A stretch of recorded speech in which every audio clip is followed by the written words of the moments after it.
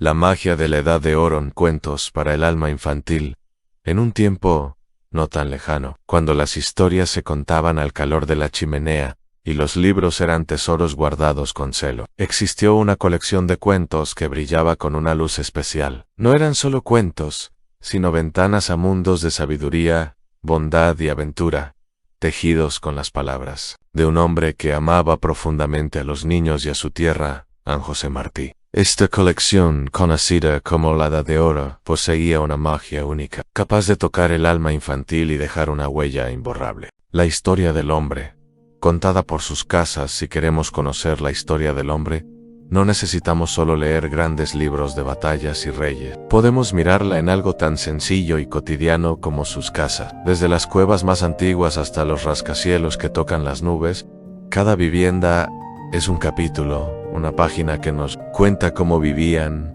qué pensaban y cómo se organizaban las personas a lo largo del tiempo. José Martí, con su mirada curiosa y su pluma sabia, nos invitó a este viaje, mostrándonos que la arquitectura es un espejo de la humanidad. Imaginemos, en los albores de los tiempos, a nuestros primeros antepasados. ¿Dónde vivían? En las cuevas no las construían, las encontraban. Eran refugios naturales contra el frío, la lluvia y las fieras. La cueva nos habla de un hombre primitivo, cazador y recolector, que vivía en constante lucha con la naturaleza. Sus paredes, a menudo decoradas con pinturas de animales, nos revelan sus miedos, sus esperanzas y su relación con el mundo que los rodeaba. La cueva es el primer hogar, el símbolo de la supervivencia. Con el paso del tiempo, el hombre aprendió a dominar la tierra. Dejó de ser solo cazador y se convirtió en agricultor. ¿Y qué necesitaba el agricultor? Un lugar fijo donde vivir, cerca de sus cultivos. Así nacieron las primeras cabañas y chozas, hechas de barro, ramas y paja. Eran sencillas, redondas, ovaladas, con un agujero en el techo para que saliera el humo del fuego. Estas casas nos cuentan la historia de la vida en comunidad, del nacimiento de los primeros pueblos, de la domesticación de animales y del inicio de la vida sedentaria.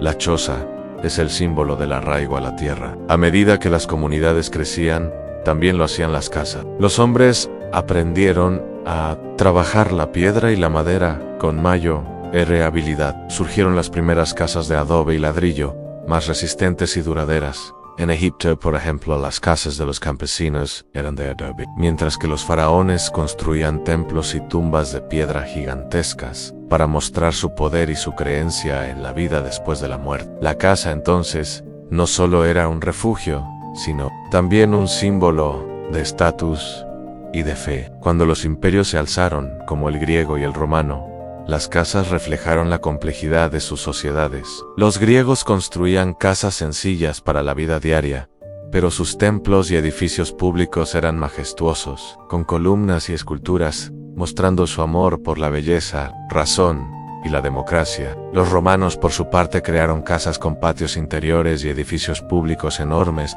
como los anfiteatros y acueductos, que nos hablan de su ingenio en la ingeniería, su vida social activa y su poderío militar. La casa se vuelve un reflejo de la civilización. En la Edad Media, con los castillos, vemos la necesidad de protección en tiempos de guerra. Los castillos eran fortalezas inexpugnables, con murallas gruesas, fosos y torres. Eran la casa del señor feudal, pero también el refugio de toda la población en caso de ataque. El castillo nos cuenta una historia de inseguridad, de jerarquías sociales y de la importancia de la defensa. Con el Renacimiento, el hombre volvió a mirar hacia sí mismo y hacia la belleza. Las casas de los ricos se volvieron palacios con grandes salones, frescos y jardines.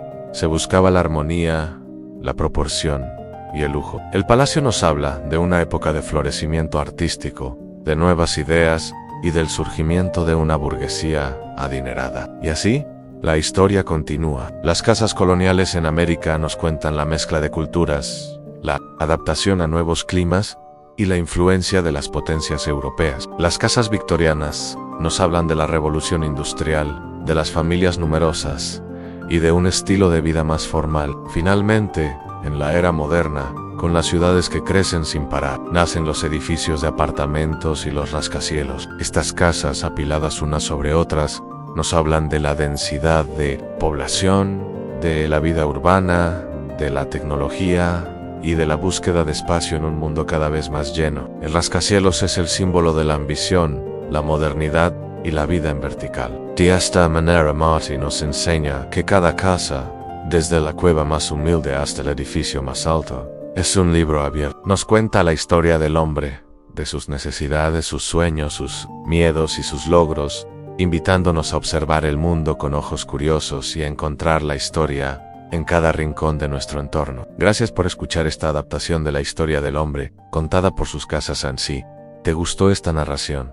Suscríbete para más historias. Nos escuchamos en el próximo relato.